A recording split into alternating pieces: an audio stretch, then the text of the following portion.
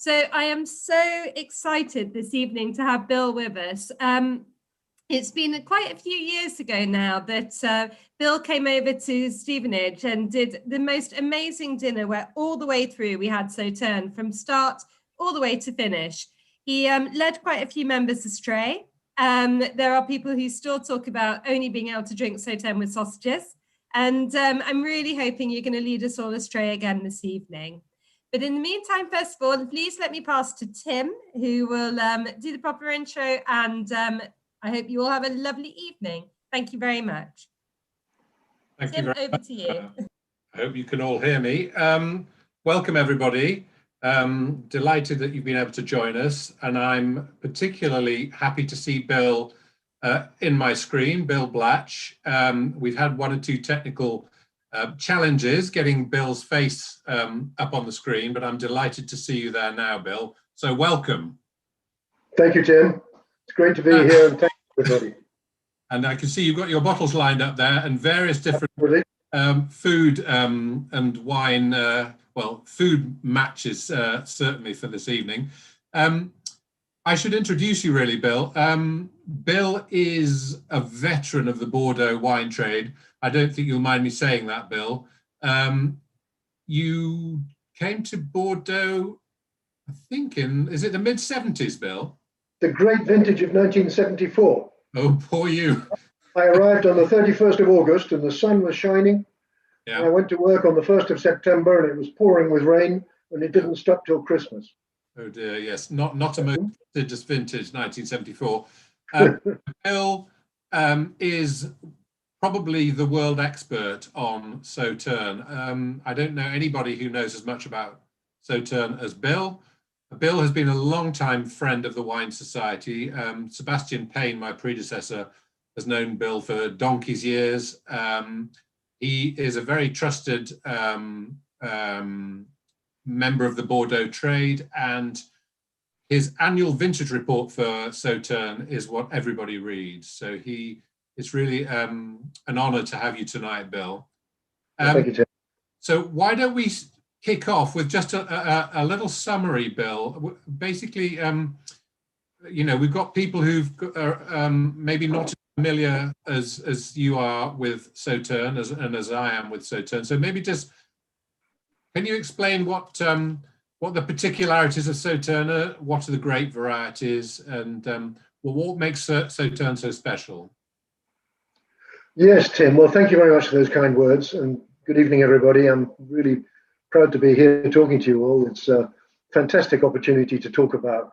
It's just a wonderful product, Sauternes. There's nothing like it in its complexity and its wide range of food associations. It's a great thing, and it's totally neglected by the majority of the population. I think what makes Sauternes special, it's not just a sweet wine. That's the first thing. Second thing is that to make good Sauternes, you have to have noble rot. It sounds terrible, noble rot. It is a rot that affects the grapes, but it dehydrates them, and it's not just the ordinary common or garden rot. It's Botrytis cinerea, they call it, and it desiccates the grapes and it transforms the flavors in the grape, which produce all the complexity of Sauternes. So I think, in answer to your question, the first thing is Botrytis, and the population of Botrytis in Sauternes over the centuries has been probably one of the greatest populations in the world. There's Botrytis in lots of places, but here it really is. They say that it comes from the very cold stream, the Ciron, which meets the warmer Garonne coming down from Toulouse, and that creates those misty mornings, which encourage the development of the fungus. It really is a microclimate that is unique, and that gives Sauternes and Barsac their character.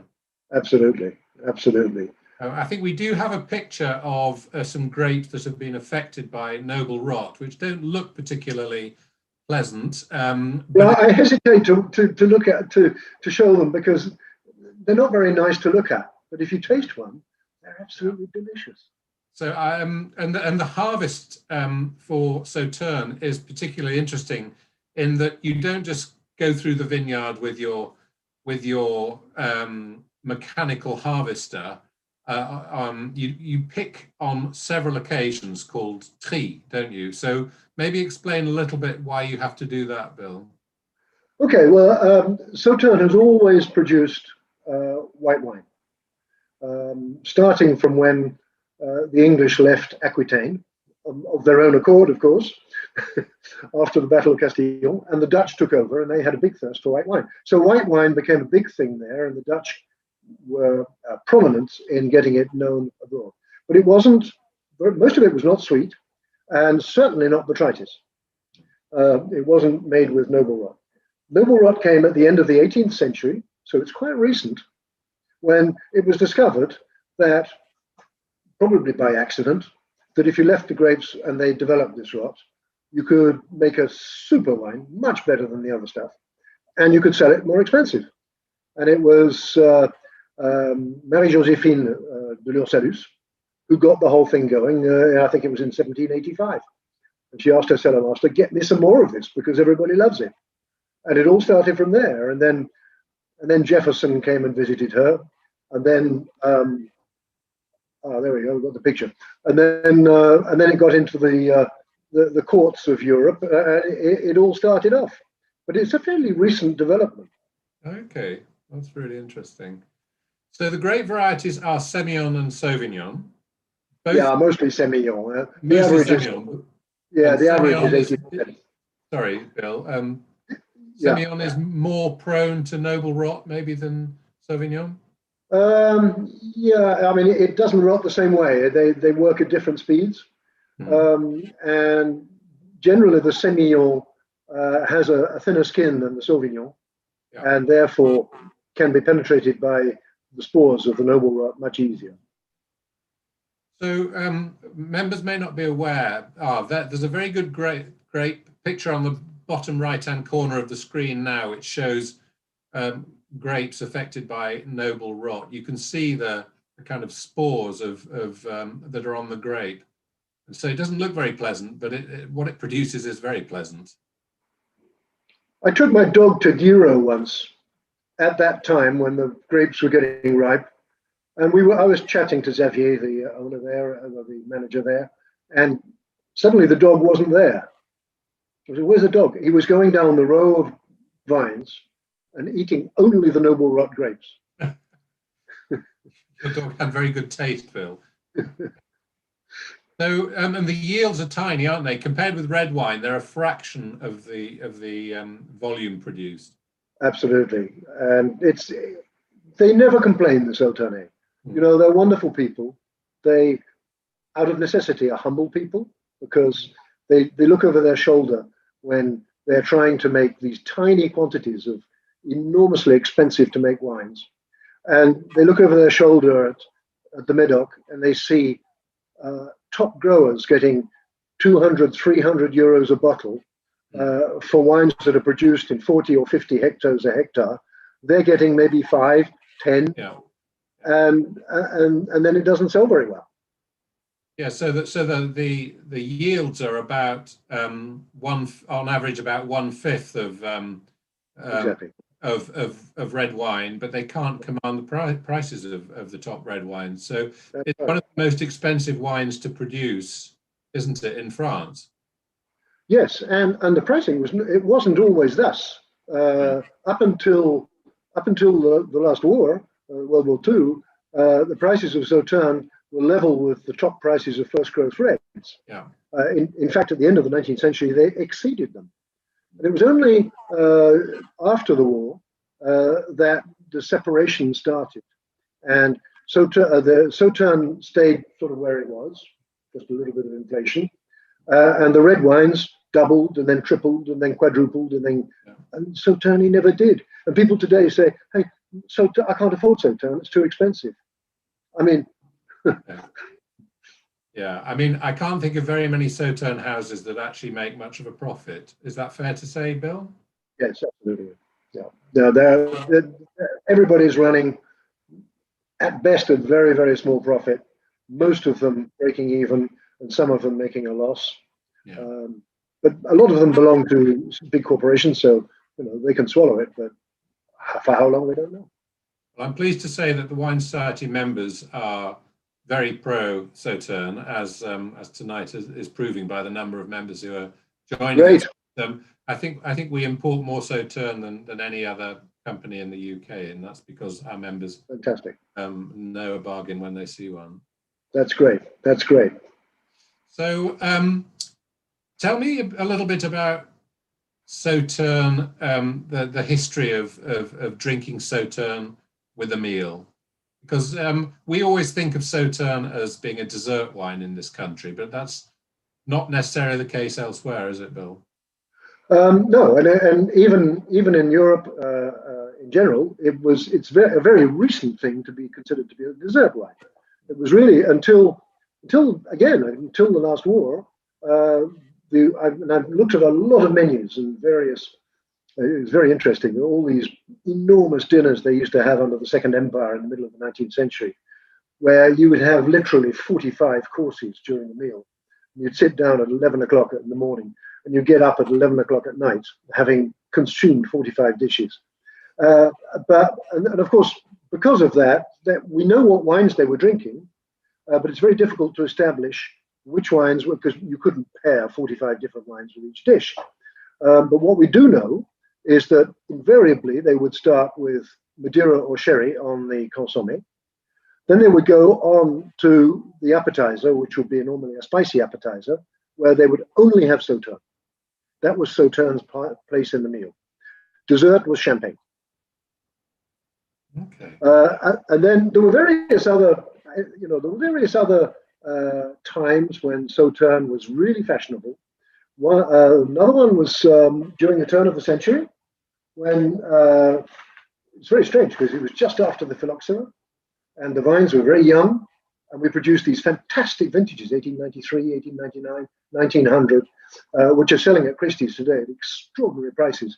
And if you have the opportunity to taste them, which luckily I have had, they are just extraordinary. And we never understood why, but that triggered a Billy Pock fashion for Sauternes. It didn't last because the 1910s and 1920s, the vintages weren't very good. They had the First World War. Then we had a second run in the 20s.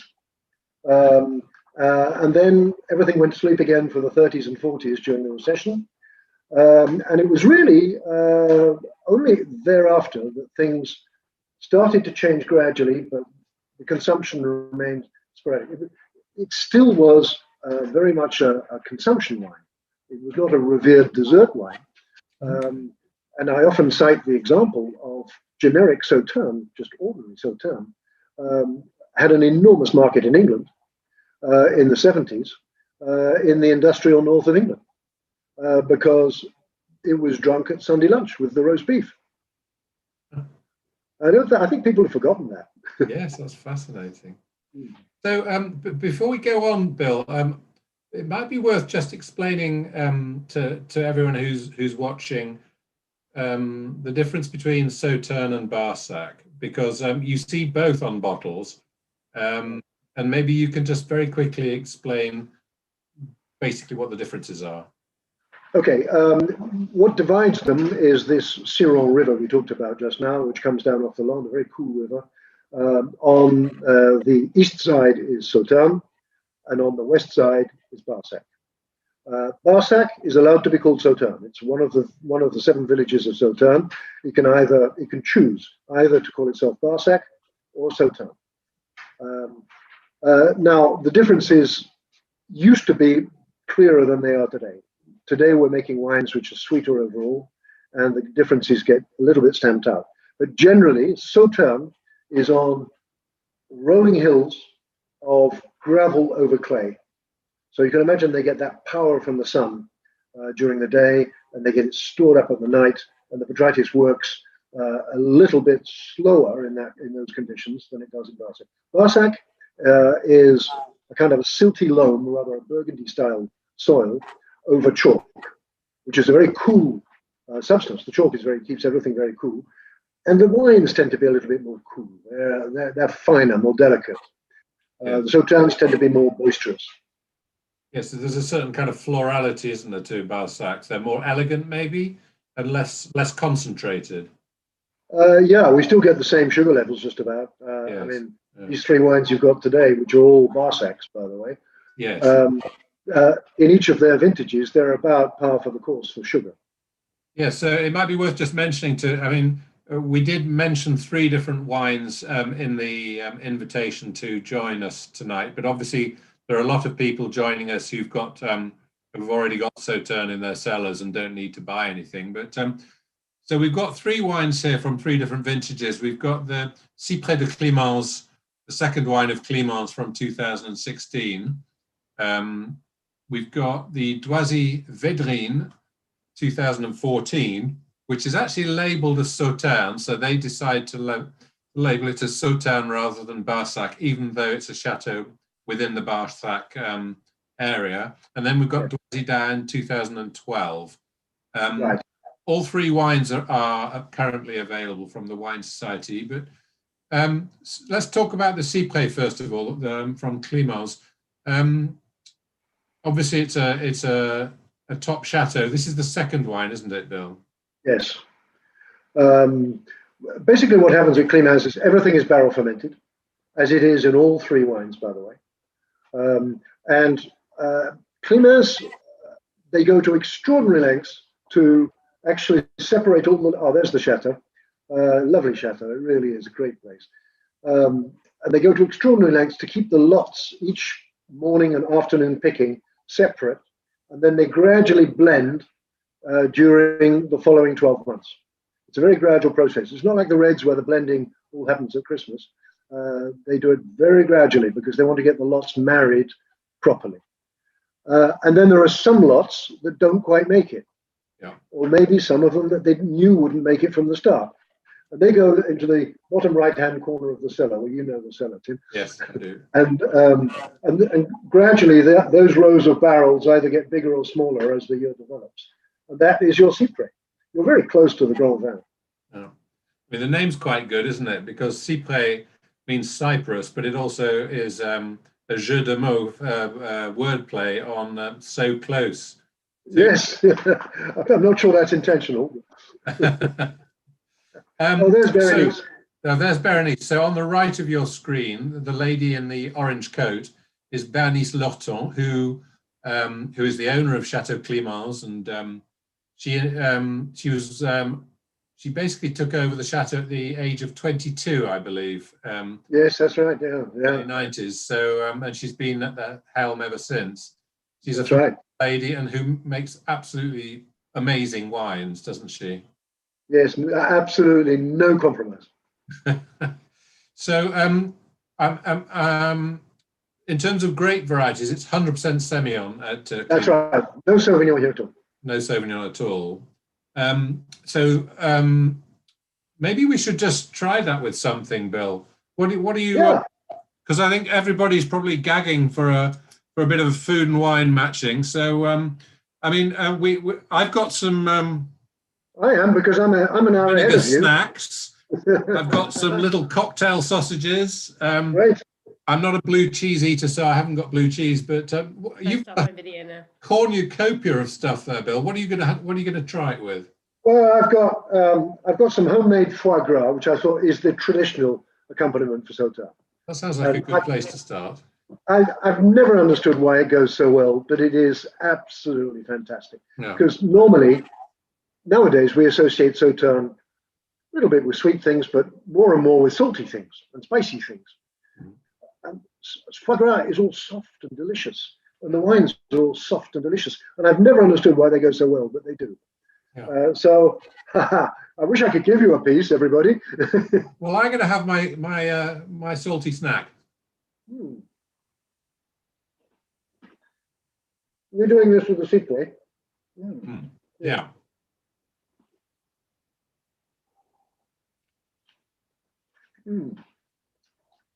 I don't know why it worked. How was your salty snack? It was very good. I mean, it's a little bit like, it's the sweetness and the saltiness. It's a bit like salted caramelized cream. That combination is fascinating, actually. I've never understood why we kept on using Sauternes, or considering Sauternes as a dessert wine for so long. Yeah. Because if you go to McDonald's, the whole secret of McDonald's is sweet and salty. Yeah.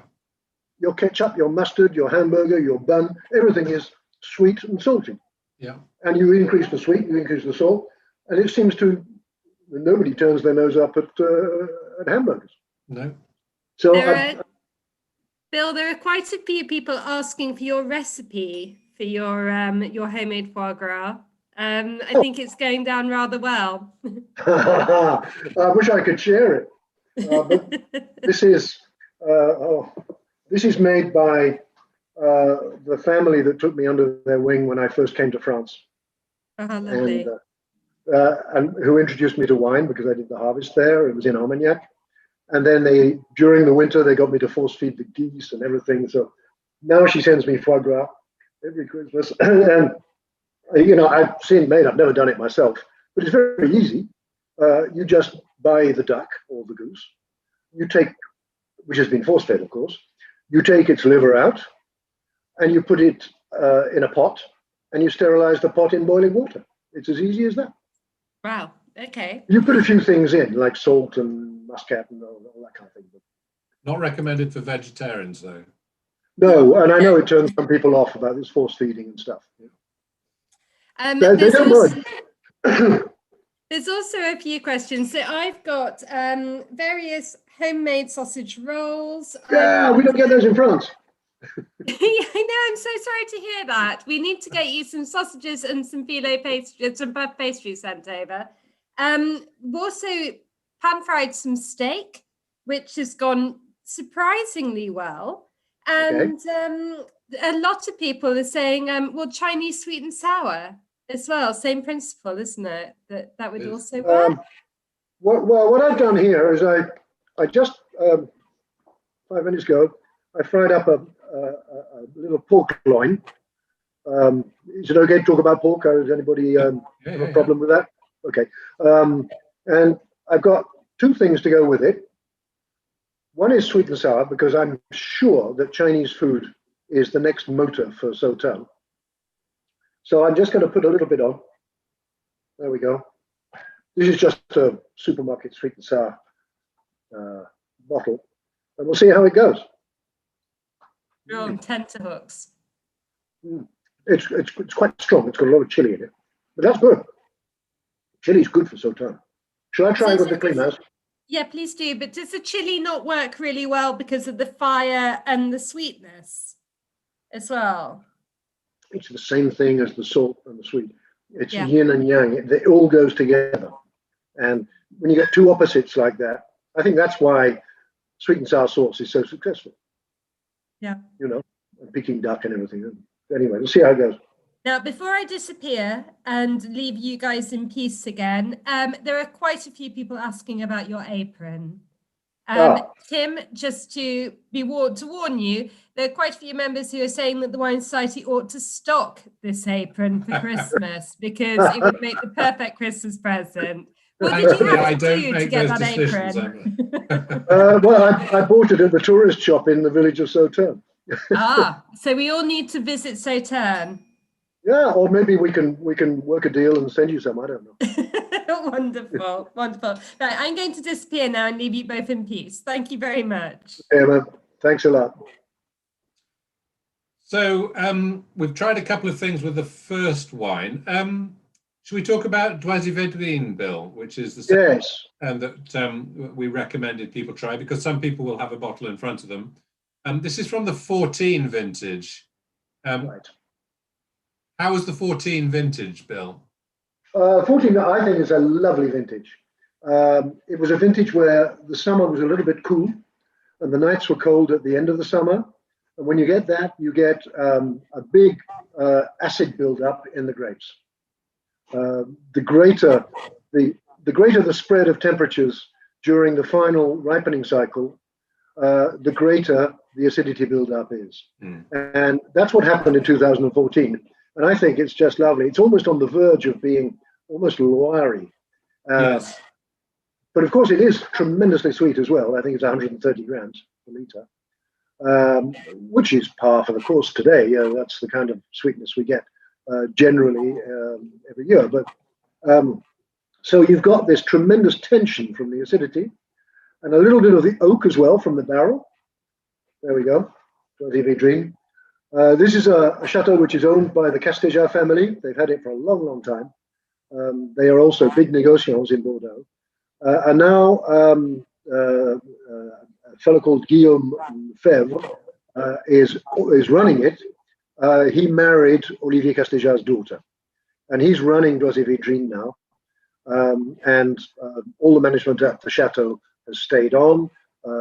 Very enterprising people. Frédéric Daëne, who you probably know, Tim, he's one of my mentors. He's taught me so much.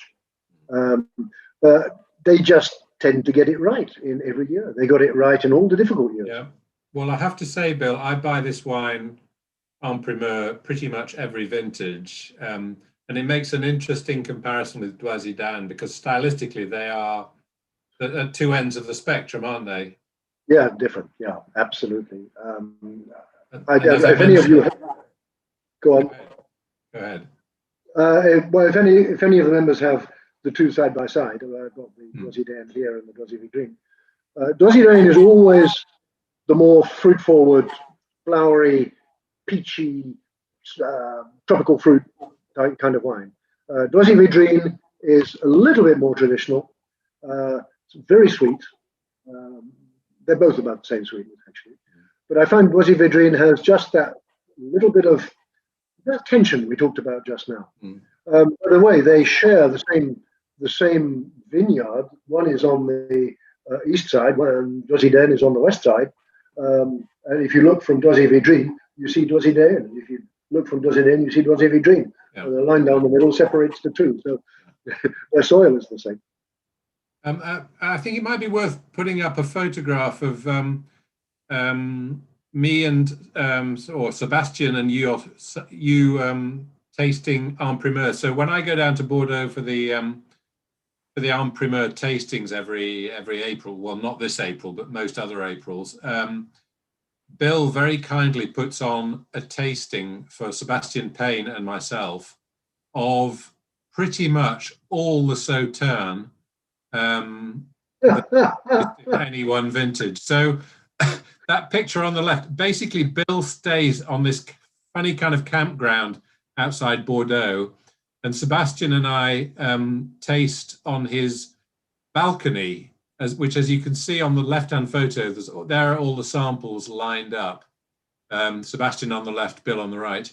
And you can see in the right-hand photograph, which I took of Sebastian, very adeptly spitting off your balcony. And this, I think this was the 2018 vintage, Bill, or maybe 17. Well, 17, I think. I think it was, yeah.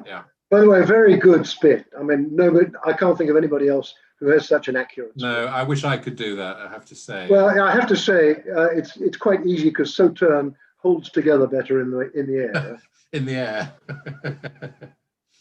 So, should we try the Doisy-Védrines with something? Yes. What have you got there that you might like to try with it, Bill? Well, shall we do? Let's do a bit of a pork with a little bit of curry. That sounds like a good idea. We've done a lot of experimentation, and officially as well, with Indian food and Sauternes. I took a delegation to Washington, D.C. We went to the top restaurant there and asked the guy to do us a meal, and it was just absolutely sensational. Everybody swooned. And I just hope that all those people who came are still drinking Sauternes with curry. But I've made a little curry sauce here, so I'll put it on the pork, the same pork as we had with the sweet and sour. I think Chinese and Indian are just great accompaniments. Ooh, okay. Is that hot enough? That's Vindaloo. Man, well, hey, let's see if the Sauternes can take it. Yeah.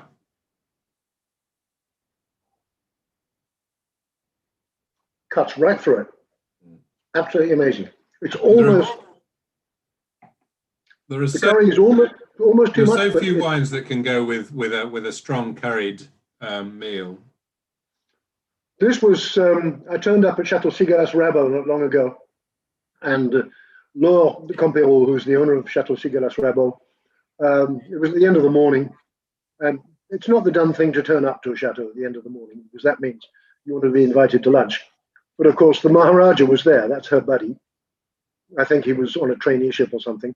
And he really is an important Maharaja from India. And he's into wine. And he cooked us a meal, just like that, on the spec. And I was invited. And we sat down to this amazing Indian meal with Cigalas-Rabot, all sorts of vintages. And it was all absolutely fabulous. He did a darker curry sauce. That's the curry sauce. That was just dramatic. So, you know, I would encourage everybody to try that. You know, even, I know not many Indian restaurants have a stock of Sauternes to hand, but there are probably some which would allow you to bring a bottle of your favorite corkage. And it really is a tremendous experience. And if, you know, if we don't do this kind of thing, we're going to be missing a lot of pleasure. Yeah. Fascinating. I mean, I have had Sauternes with spicy food, but never an Indian meal. I've had it with, you know, Thai food, which can be very spicy, but it's completely different texture and different flavors. So I shall give it a try, Bill. Yes, do. And the sweeter the better. Okay. The heavier Sauternes, the better. So let's compare then with Doisy-Daëne, which is the Dubourdieus Château. This is the 2012, so it would have been made by Denis Dubourdieu, who was one of Bordeaux's most famous names. He was a professor of enology in Bordeaux. On the left-hand side, you'll see his two sons, Jean-Jacques, who manages all the Dubourdieu chateaux, and Fabrice, who actually is, they have a 200-hectare forest, I believe, and he manages that. So between them, they and he does contigree as well. Family business, haven't they?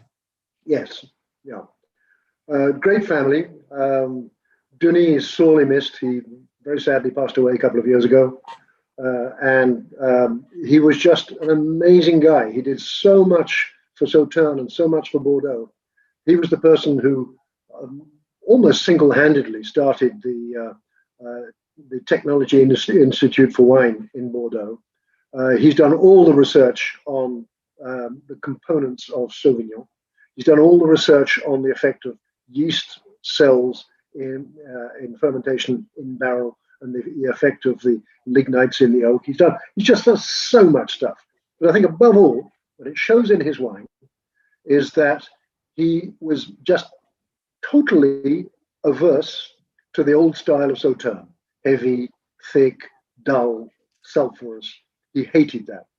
And he, right from the start, when he took over from his father, he resolved to, well, his father was making very clean wine, so don't get me wrong, but he resolved to make a kind of a battle against all those wines. And I think it's largely under his influence that Sauternes has become so fresh and appetizing over the last 20 years.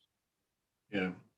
Yes, gone are the kind of heavy, overblown wines that were sometimes produced, particularly in presumably the riper vintages.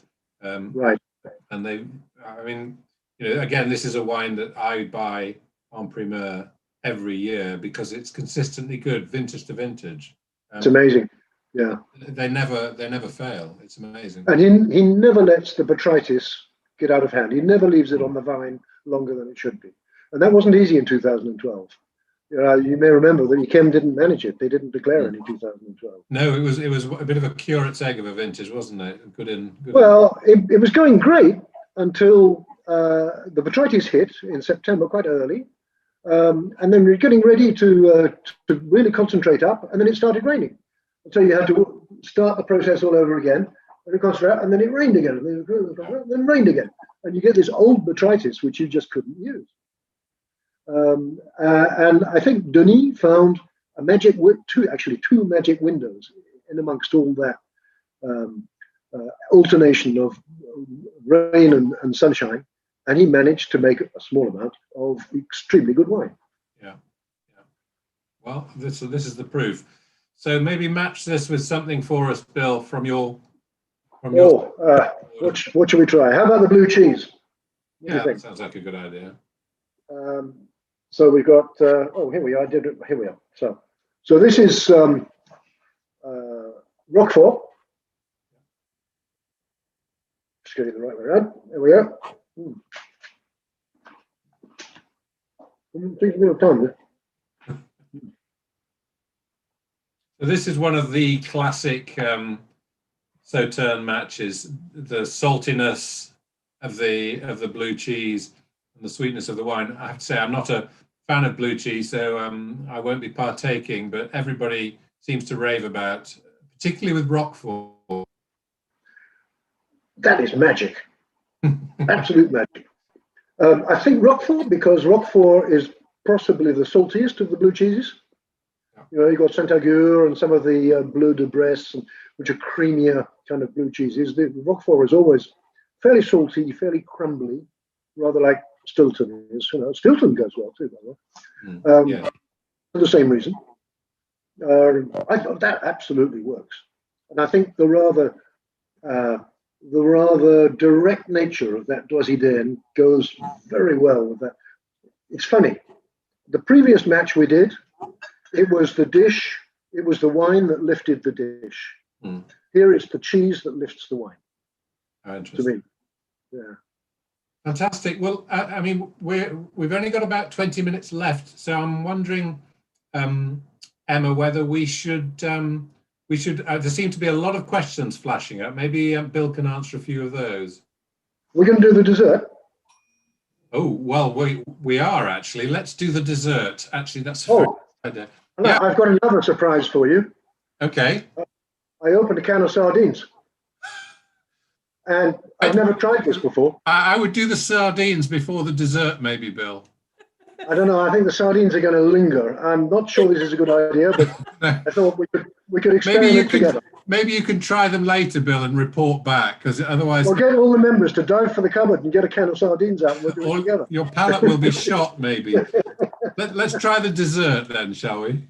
Because I think the whole point of this thing is to try and make Sauternes drinking easier.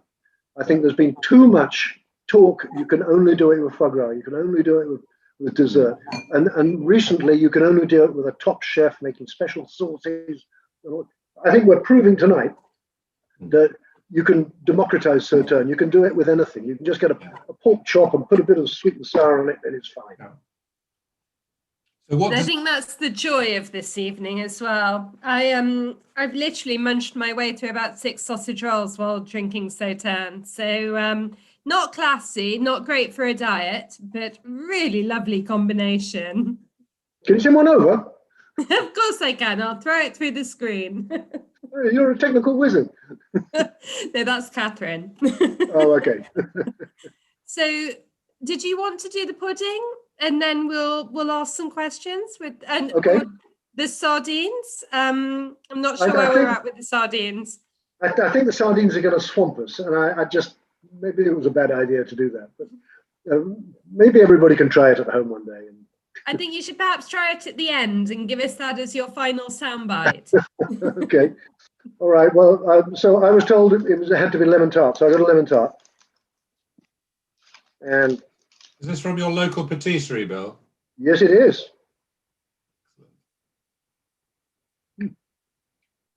Tastes like key lime pie.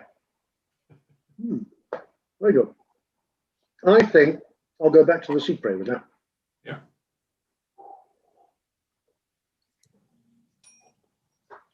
Dessert's too sweet. It's too sweet. Doesn't kick in. Let's try it with the Védrines. It's much better with all the salty things. It just, your mouth is swamped. And I tell you what, we did about 15 years ago, I did a tasting with Ben Howkins of the Royal Turkey Company in the top restaurant in Holland, the Ecoput. And we asked the chef to put on various dishes, and we had a taste-off between his Tokais and my Sauternes. And it was very interesting. It became just a very fierce competition. And I think nobody won, but the conclusion was that Tokay, being a less powerful wine, a little bit more linear in its nature, was much better as a Loire wine would be with dessert, sweet wine, and the Sauternes were better with the salty dishes. Okay. It's very interesting. I've just had a word with Ben actually because I wrote a little article and I mentioned it, and he came back immediately on the email saying you were absolutely right. I thought he was going to be furious, but it was. Terrific. Well, what a fantastic tour we've had. We could talk for hours. Unfortunately, we don't have hours, but I do think we should answer a few questions, Emma. No problem. So the first question was from Martin. He said he assumes that noble rot is always naturally occurring, but if the year is not good, do you get other rots, so things like grey rot, that do not allow the wine to be produced? Can the correct, in inverted commas, spores be introduced if this is the case? I've been through this with the BASF, the German chemicals company. I did a big tasting in Mannheim, where they are based, and their technicians came to my tasting, and they sent me piles and piles of stuff about botrytis and how it develops into good botrytis, how it develops into, because they're producing chemicals which sort this out for you. Of course, the Sauternes don't use chemicals, but in Germany they do. So it was very interesting. Basically, you're either going to get noble rot or grey rot or what they call bouilloc in the local patois, which is acid rot. Acid rot is really rather nasty. It's the grapes go kind of orange colored and then flabby, and if you break them open, they smell of rancid beer. And you don't want a single grape like that in your vat. But there's no way you can stop it developing. And in fact, in 2019, there was a lot of it. Sauternes don't like to talk about it too much because nobody wants to know what kind of rot's in your wine. But they lost 20, 30, 40% of their production to the acid rot. The only way to get rid of it is to snip it out, which of course is second nature for the Sauternes because they're snipping around in the bunches all the time. At harvest, you have these pointed secateurs, whereas in the red wines you have rounded secateurs, and the Sauternes have pointed ones to be able to snip inside the bunch and just take the best noble rot grapes. And the rest you fall to the ground or put them in a basket and throw them in the river. There's the only way you can deal with that is through selection. I don't know of any way, because basically the bad rot comes from wine flies. The wine flies settle on the skins of the grapes, and they manage to get into the grape and to make it acid. It's very difficult to spot, and you've got to, and then there are all sorts of other things. There's the various molds that can attack. You break over a bunch, looks great, looks all botrytis, like in that picture we just saw. When you break it open, it's all white, ghastly, and it smells like flit. Ant killer. It really is very, very nasty. So all depends on the expertise of the pickers. Okay. Fantastic. Thank you very much. So the next question then is, we've had quite a lot of questions because our members have all got Sauternes of various different ages.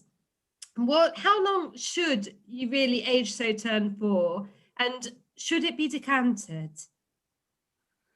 Aging of Sauternes is a personal taste. I think one of the joys of Sauternes in relation to red wines is that you don't have to wait for any tannins to melt down before it becomes drinkable. Sauternes, I bring barrel samples home and drink them. They're wonderful. They're wonderful young, they're wonderful old. If they get too old, they're not quite so wonderful, but they're still very good. So I think this is one of the values of Sauternes, is that you can drink it at any stage, and it depends. It's a personal taste. It's rather like with dry white wine. I mean, I have a personal taste for oxidized style dry white wine. I don't like my dry white wines all fresh and minty, and but that's just me. Florence Catiat says that I am a white wine pervert.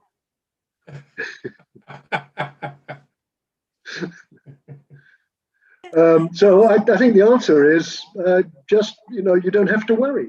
And if you like it young, have it young. If you want it old, it gets that lovely old burnished golden taste. You get into the tertiary aromas, what we call the tertiary aromas.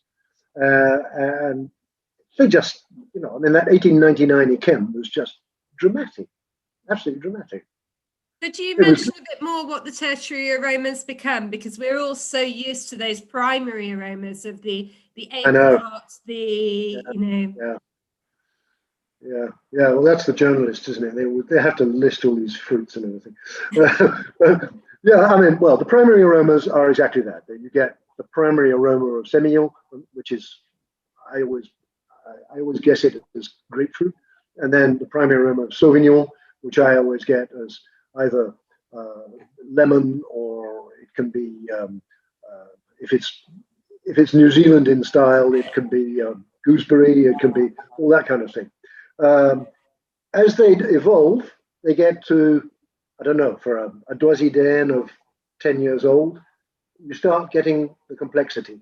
You start getting the flavors start melding, and the original primary aromas just blow off, and you end up with something which is much more subtle, much more complex, and you want to spend time tasting it.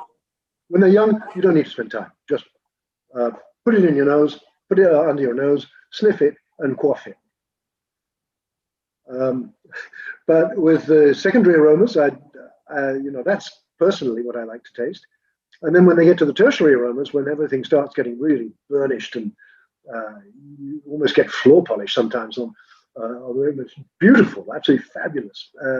But it's just totally different. And generally speaking, I think older people prefer older Sauternes and younger people prefer younger Sauternes. That's why I prefer young Sauternes. And that's why I like all of them. Fabulous. Okay, so next question. Is there a risk that global warming will hinder the development of noble rot? Yeah, we're already seeing it, because the latest news locally in Sauternes in relation to climate change is that for the last 10 years, all the Septembers have been, with one exception, have been hot and dry. And when they're hot and dry, the botrytis doesn't form. So the grapes carry on getting riper and riper and riper and golden and golden and golden until you get to October. And then you just hope that there'll be a little shower that will spark off the botrytis, so you can actually get a botrytis outbreak sometime in the middle of October. It doesn't always happen. And so you have to pick grapes which are not botrytis, which are just shriveled grapes. It doesn't happen very often. And most vintages, there's a little share of that in the blend. But generally, the botrytis is being hindered by the September droughts that we're getting these days. And then in the past, the tradition was that it used to be the morning mists that provoked the botrytis in September. Well, we don't get morning mists and botrytis in September anymore. So we have to count on a rainstorm or a couple of days of showers to get the whole thing kicked off. And sometimes it's very long time coming. Last year was case in point. Yeah. Okay. So just as a result of that, the result of that is that the grapes have 2 or 3 more degrees of potential alcohol in them, of sugar, before they botrytize. So you end up with sweeter wines. So it's not all a disaster. So our next question is from Philip. I believe he has been unmuted and he's ready to ask the question himself. Philip, are you there? Yes, I am. Can you hear? Excellent. Hello. Our question as Sauternes lovers and people who've just dipped our feet or otherwise into en primeur for the first time this autumn is your assessment of the 2019 vintage. We've advanced purchased the mixed Barsac Sauternes case. And secondly, does 2020 offer a hint of lusciousness for the future in an otherwise not very luscious year? Right, well, two questions there. The 2019s, I mean, we talked about the bad rot just now. Once you got rid of the bad rot, it was a seriously good vintage. I love those 2019s, but there's not much of them. The 2020s, it was very difficult to get that magic window that we got in 19, when your botrytis was as concentrated as you wanted it, and you could pick during, a week when everything was just totally botrytized and concentrated. 2020, it was a much shorter window, and so everybody made much less wine. But what was made, I think, is extremely good. Some people didn't make it. It's all over the place. Some people picked. Maybe they panicked at the beginning of October when it was raining, and they said, "Well, we've got the botrytis and it's raining, and we don't want to go through 2012 again. So let's pick it, and we'll make a much lesser quality Sauternes, but at least we'll have something to sell." My view, hey, you can't say it's a mistake. If I was a grower, I might have done the same. But so it's a spotty vintage 2020. But some of the top wines are really seriously good, but in tiny, tiny quantities. Does that answer the question? It does. I think so. So the next question is, should you decant Sauternes or serve it straight from the bottle? Personally, I don't decant it. I have some chateau owners who insist that I should decant it, and so I do. And I don't know, Berenice at Climens, she insists on decanting. And if I'm there, she will insist that I decant the wine, because she said that it does aerate the wine and it just expands it in the glass, in the decanter before you actually drink it. I don't know. It's an open question. I don't think it makes that much difference, frankly. It's not like the red wines. And of course, you don't have to separate the lees, the gunge at the bottom of the bottle from the clear stuff. You don't have that. So you have a few crystals sometimes, but they stay in the bottle. But the crystals are pretty. They're what the Germans call the wine stars. I think that's a really lovely way of describing crystals. Well, it's only tartaric. There's nothing wrong with it. Absolutely. Just adds a little bit bling to your glass. So you've got the gold and the crystals. So it was asked whether Sauternes do you think it's coming back into fashion now? It's kind of, as you said in the chat earlier, it's gone in and out of fashion. Do you think that it's coming back, and is it more popular in France or more popular in the UK? The signs are there that it's coming back. Good. The actual stock figures at the chateaus are going down. The stock figures in the trade level are going down. Whether that's a question of very low yields or a question of greater sales, that depends on the year. But generally speaking, we do see an uptick in Sauternes sales. I think probably the biggest indicator is the style of the wines, because all the wines, as we said just now, in Sauternes, they used to be a bit clumsy and heavy sometimes, and now they're bright and fresh when they're young, and they age beautifully, and they've got more sweetness.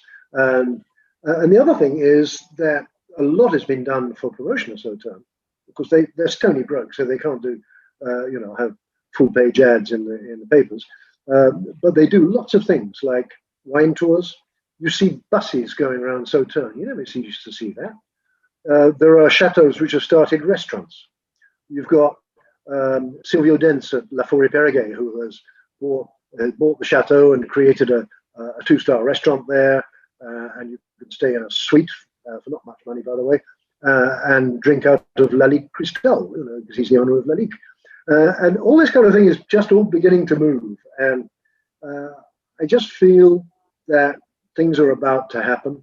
And I know I've been seeing this for the last 10 years, but I think this time it really is. The wines are just too good to miss. And everybody says, well, sweet wine is out of fashion. But hey, when I go past my McDo, I see people drinking hectoliters of Coke Classic at 115 grams per liter. We analyzed it. I don't believe that people don't want to drink sweet. You just need to be re-educated, that's all. And maybe repackaged, and maybe because some of the bottles look a little bit musty and dusty, but generally the packaging has. I mean, those. I think that second wine, the Cyprès, looks really great. The others are traditional, but they look neat and tidy. Whereas in the past, the labels looked a little bit old-fashioned. I don't know. I think things are about to happen. I hope so, because I've got money on it. I feel sure. Somebody was just asking, could you just mention again the name of the chateau with the restaurant? One of the members is very interested. La Foie Gras. Perfect. And it's a beautiful Sauternes as well, isn't it? Yes. Yeah, I mean, he bought it in 2014. And in fact, I was invited to the inauguration, which was very interesting. And we had a big dinner with Neil Martin there. And Silvio showed us where he wanted to go. And he opened 6 vintages from the 20s, which was from the vineyard as it was before it got taken over by Cordier, which was the heart of the vineyard. Those wines were just fabulous, absolutely fabulous. And so he said, this is where I want to go. And here we are 6 years later, and we can see that he's done it. And with all the rest of the property, which he's either sold parcels off, or he makes a lesser wine for quaffing at the bar or something, and also a very, very good dry wine, which is another interesting feature of, which makes me very optimistic about Sauternes, is that everybody has realized that for the moment, for as long as sales are difficult, they have to decrease the amount of Sauternes they produce and increase the other stuff, especially the dry wines. Fabulous. So next question that's come through, there's been many. What is the ideal temperature at which one should serve Sauternes? We say 8 degrees Celsius, a little bit less than dry white wine. Don't put it in the freezer. A, because it doesn't do the wine any good, and B, because if you forget it, awful things can happen to your freezer. I'm talking from experience. Thank you. And then the final question, because I realise we are running out of time, but there's been so many questions.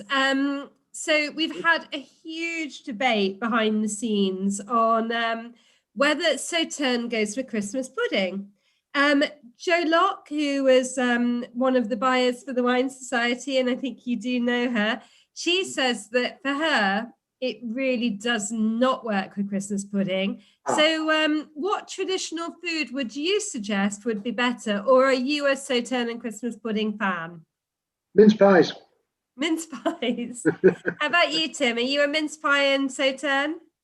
I don't think Christmas pudding goes with Sauternes personally, no. So I wouldn't match the two. Possibly mince pies because it's less dense and there's maybe less strong flavors. Yeah, I'd agree. Fantastic. Or would you have it throughout the meal? Oh, yes. With all those sausages and the gravy and the bread and the turkey, and the rest of it, and the turkey. We haven't talked about chicken and turkey. I mean, that is, you go to Château for dinner, which I do quite often, and you automatically get roast chicken. Just a pure with roast Sauternes. chicken. Yeah, well, you drink Sauternes, of course you do. You're at Château. Amazing. Amazing. This is blowing my mind. It's funny, every time I drink Sauternes, it's a bit like going to the cinema. Every time you go, this is wonderful. I really ought to do it more often. I was saying to Tim earlier, my bottles evaporated very quickly, but it's been an absolute dream this evening with my various random pieces of food. So thank you ever so much to you and to Tim. And to all of the members for joining in tonight. Yeah. It's been fabulous. Great. And keep a bottle in the fridge permanently, otherwise you'll never drink it. And I think you said something really interesting as well, because people quite often think, opening a 75 centilitre bottle of Sauternes, tonight it actually hasn't proved to be tricky at all. But people go, oh, well, I'm only going to have it with a small part of the meal. I don't want it to go off, so I must save it for when I've got lots of people with me. But you said it will keep up to a couple of weeks in the fridge. So, open it and drink it throughout. I went away on vacation some time ago in August. And when I came back in September, I went to the fridge. I just wanted to have a little something sweet. And there was a bottle of actually Doisy-Daëne in the fridge, which I'd corked up and put in the fridge, half empty. It had blown the cork. The cork was no longer in it. I was just pouring it down the sink. I said, whoa, wait a minute. It was fabulous. It had been sitting in the fridge with no cork for a month. And it was just great. Doesn't oxidize. Fantastic. Because of the sugar levels? I don't know what it is. It might be something to do with the botrytis. I don't know. I don't know. Okay. Fantastic. So we don't have to open the bottle and drink it all in one go? Absolutely not. No. Cork it up, put it in the fridge, have a little bit every now and then, and you'll be fine.